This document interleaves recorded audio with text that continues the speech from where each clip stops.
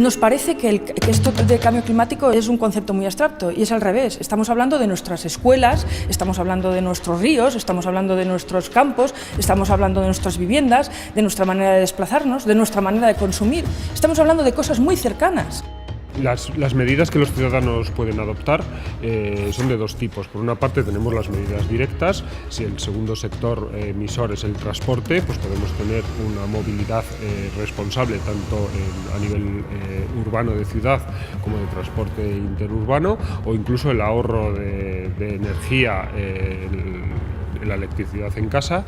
Esto del cambio climático, si no participamos todos, si no nos sensibilizamos todos en que hay que hacer cosas para ahorrar energía y cambiar hábitos, esto no avanza.